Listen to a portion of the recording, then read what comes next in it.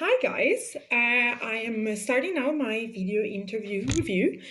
First of all, I want to thank you all very much for sending me plenty of questions. To be honest, I wasn't doubting that you guys had things to ask. I mean, I remember myself when I moved to Sweden in August last year, and even before, for all the months since the moment I got accepted in April to the moment I moved, I was really like filled with questions about what to do first, what to worry about, how to get on about everything that I had to sort out, ranging from, like accommodation, bank account, finances. I mean, it's a lot to think.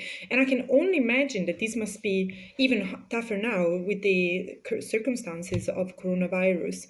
I mean, we've recently gotten the news last week that the university is planning to reopen in autumn, which means that you guys can probably go ahead now and prepare to relocate to Sweden.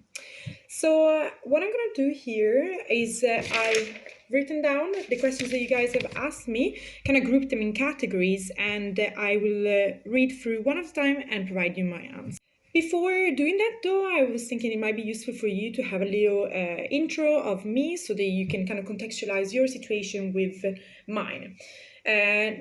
So my name is Simona. I am a foreign student. I'm Italian, actually, though I'm half Swedish. My mom is Swedish, though I was raised in Italy throughout all my life. And then I actually did my bachelor studies in Scotland. So I was already abroad for my BA, which maybe like kind of mentally prepare me for all the stress that kind of you undergo when you move abroad. And nonetheless, like moving to a different country is always like new. There are always new rules, new regulations, new kind of procedures to follow. So, I mean, it was tough for me as well. And on the side of that, I study computational social science, one of the masters of science degrees in English offered by Linköping University. It is based in campus Norrköping. So I'm not in Linköping. I live and study in Norrköping. Although traveling between the two cities is possible, there is a free campus bus that takes you from one city to the other, which you can avail of even for non-study purposes. So anytime I want to go to Linköping, I can use the free campus bus to do that by just showing my student card.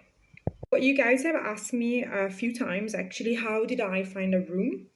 And then there is a couple of questions on the side of that. How did I find a room? I remember that I was trying basically to get a student accommodation. That was my first option. I was like, if I don't get a student accommodation, that's fine, whatever. I'll try private accommodation, but I'll do student accommodation first because I thought it was kind of maybe the easiest way to go for the university to get housing. Also, I knew that foreign students are kind of prioritized in a way when allocating dormitory rooms because, I mean, we come from abroad, so it's a bit tougher. We don't have contacts and whatever. So what I did was I tried to register on the system for student housing in Norrköping, which is called Student Bostäder. Now, what happened was I had actually troubles with my login, so I emailed Student Booster. I was like, hey guys, I'm really trying to get a room with you, but I am struggling to log in. Can you guys help me out? And they were super nice. I guess in that sense, my story is a bit unconventional because what happened was I got an answer by saying, oh, Simona, no worries, we'll help you solve the login troubles. By the way, do you want us to offer you a room? And so that was it. I was like, oh my God, yes, please. So they basically did two things in two for me. They helped me solve my login troubles that I needed to apply for a room, and they offered me a room on the spot. Now, this was in May last year. So in May last year, I had already been offered a room. I didn't know the specifications of a room too much. I knew the price of the rent. I saw it, I was like, this is within my budget. It might not be the most glamorous student accommodation of them all. I'll take it. Happy out. Now, another person here has asked me, can families be accommodated in student halls? My understanding is that yes, they can, but to be honest, I don't know too much about it. But I think dropping an email to them would clarify this doubt of yours. But my understanding is that it is possible. Okay, another question was how did I prepare to come here? Okay, preparation is kind of on a multi-level thing. Like first of all, there was academic preparation. I did a bachelor's in journalism, and I was about to start my master studies in computational social science, with prerequisitory like skills that are kind of demanded, like mathematics, a bit of understanding of maths, and the better you are at programming, the easier it's going to be for you. So I spent my entire summer working full time, and alongside in my spare time, I basically self-taught myself the basics of computer programming, and I kind of prepared myself on basic learning material for my course. How did I do that? My course coordinator, my course director, sent us an email with a recommendatory reading list and kind of a couple of links on how to introduce yourself to programming and so I kind of followed that. So I mean, I would advise, if you're not being provided with any of that, you can email your course director or your course administrator and say, hey, is there anything I can do to prepare in the meantime? I want to get there and have kind of like the smooth possible transition ever. So is there anything I can do? I think that's a really good tip, to use time ahead to kind of prepare yourself for what's coming. Then on the other hand, I prepared myself by making sure that I had financial savings. I worked full time to save money with the purpose of not having to worry too much financially once I arrived to Sweden. And Sweden is kind of an expensive country to live in, depending on where you come from. So it was nice for me to feel on the safe side in that regard. Then aside from that, I kind of tried to do as much research on like the bureaucracy here, but not much could happen until I was actually in Sweden. You have to really get to Sweden, I think, to like sort most of the things like banking, this kind of thing, this thing called personal ID number that is kind of used for everything here in Sweden. You can read about it, of course, online, but there is not much you can actually achieve, I think, when you are still at home. Now, in relation to that, somebody has asked me about how do you register at Skatteverket. Skatteverket is the tax agency of Sweden, and it's basically them. They provide you with this personal ID number. The way I did it was that as soon as I arrived, literally on day one, I got my keys, I dropped my bags, and then I went to Skatteverket office, which was closing like an hour later. I ran there, I got there, was like, guys, I've moved to Sweden today, and please, can you help me with my situation? And then they basically instructed me on all the steps to undergo to sort my situation. Now, because I am half Swedish originally, I actually had already a personal ID number, but I had to change my residency to Sweden, which was a factor kind of differentiating me from other Swedish people. But yeah, never mind. So when you arrive, bear in mind Skatteverket, you're gonna have to go there.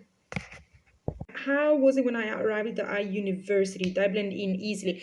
Yeah, actually, what I would say is that I mean, I'm quite extroverted and I don't really think I struggle to make friends. But when I arrived at uni, I was a bit uncertain, like, oh, will I be able like to make friends here? How is it gonna go? Would I blend in? My class is highly international. We're 34 people, I think, altogether, and like around 30 or if not more are from abroad. Um, but there is basically no Swedish people in our class at all. It's very international, which means everybody comes from different countries. Everybody comes friendless, and everybody comes wanting to establish connections. So making friends within the classroom was kind of like an easy and like it was an automatic thing. We did a couple of hangouts among classmates during the first weeks, which I think consolidated the friendships in kind of clusters across the classroom. But I think it kind of got everybody sorted with friends. And also, I think everybody in my class is just super nice and super friendly, and it's always a pleasure to hang out with them. It's great to be in a classroom with them. I feel like really lucky with my class. Did I blend in? Yeah, I think I did. I felt really at peace with both my classmates and my flatmates. I live in student corridor now with 7 other people, and we get along really fine. All my flatmates are Swedish actually, because the majority of students at campus Norrköping is Swedish, which means if you get a dorm room in Norrköping, you're very likely to live with a lot of Swedish students, as the international proportion here is quite low. Though there are international students scattered across the dorms, across the corridors, and living with Swedish people can be quite a good thing. I personally thought that because it improved my Swedish language skills. It kind of got me a bit more insight into their culture and their way of living. Now, next question. Do I ever get homesick and how do I cope with it? Yes-ish. I'm not sure. I think I had like my 4 years only in Scotland to kind of like train my homesickness away, but I've never been like a very homesick person. I think I'm more like a person that like craves discovering new places and moving here and there and like making new friends and so. But if I do feel homesick, which I have experienced in my own measures too, then I usually call a friend back home, call my best friend, or I just kind of message my family and so forth. I mean, video chatting, and I think coronavirus has been a great teller of this. Video chatting is a great way to keep in touch, after all, and it's kind of important, I think, to maintain your previous relations that way. I didn't say this, but I moved from Scotland to Ireland to work for 2 years, and then I came to Sweden. So I made so many friends along the way.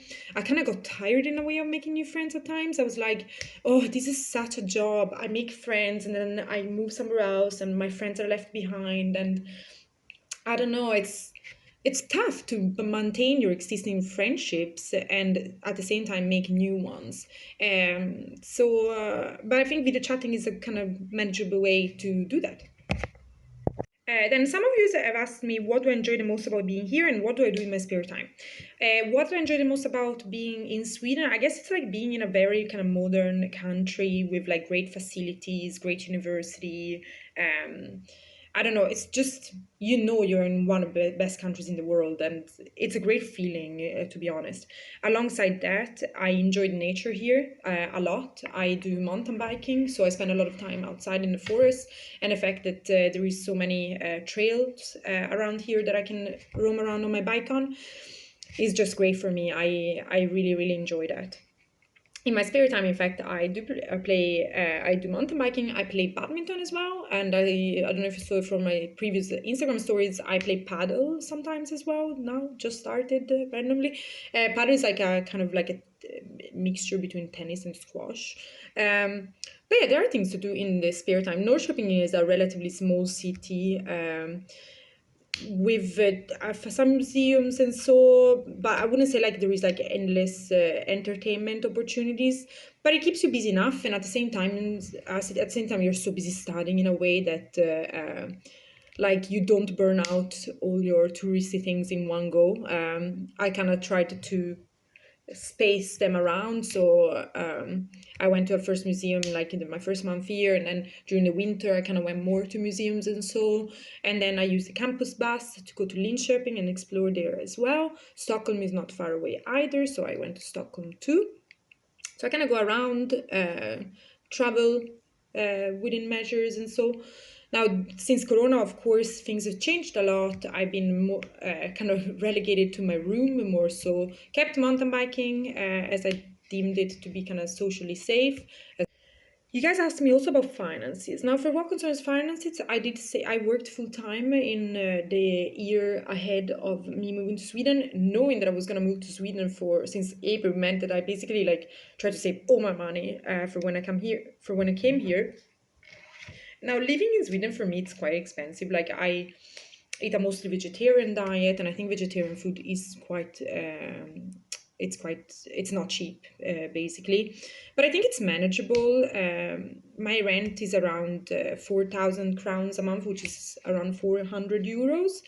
And then on top of that, I probably spend like 2,000 crowns a month, if not more, 3,000, maybe 300 euros on entertainment and food. Now, I have to say, coronavirus has actually been quite a great money saver in that sense because I've not been able to go out as before. Also, I've been studying more at home instead of a university, which meant like sometimes I would have been lazy with packing lunch, and therefore I went out to buy lunch. So I'm doing that less. So in that sense, it's been quite good. But it also taught me that even if even when there will be campus mode for studies as well, if I organize myself well, I can save more money.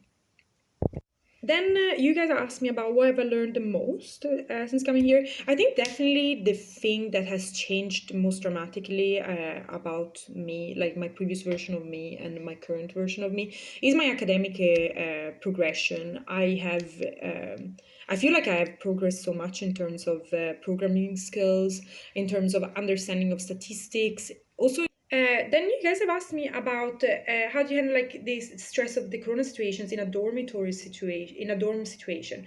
Now I remember in the early days of COVID-19, I was like I was kind of worried about being in a dorm because a lot of students, like maybe they go out or so, you don't really know who to trust, who to not trust. I was like, I didn't even know whether I should have distanced myself from my own flatmates.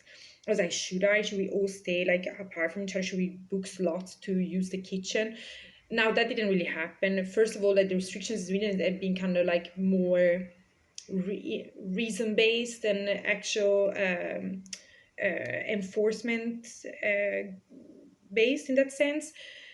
So, if somebody would have gotten sick, they would have kind of relocated to the room and like avoided being in the kitchen when other people were there. But other than that, we have kind of kept living as normal. And I don't think, to my knowledge, nobody in my kitchen has gotten sick since. Now, yes, coronavirus is asymptomatic as well.